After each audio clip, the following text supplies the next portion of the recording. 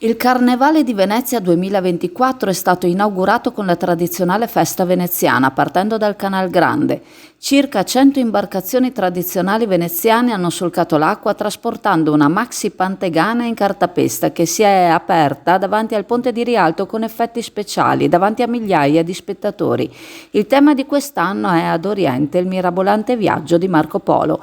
Il sindaco di Venezia, Luigi Brugnaro, ha dichiarato l'avvio del Carnevale invitando tutti a partecipare nel rispetto della città, dell'arte, della cultura e della storia.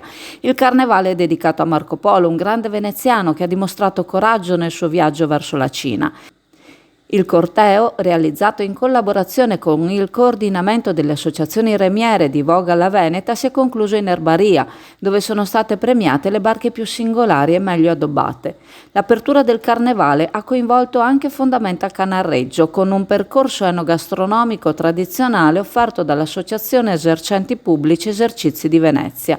Si è prestata particolare attenzione alla sostenibilità utilizzando palloncini e coriandoli biodegradabili.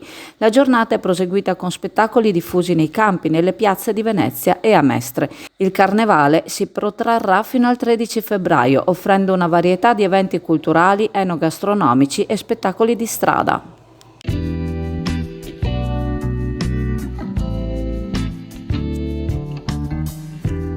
Da Store 23 Intimo e Corredo fino al 5 gennaio trovi la Fiera del Bianco. Favolosi sconti sulle calde trapunte e le eleganti lenzuola, sui soffici plaid e sui morbidi pigiami.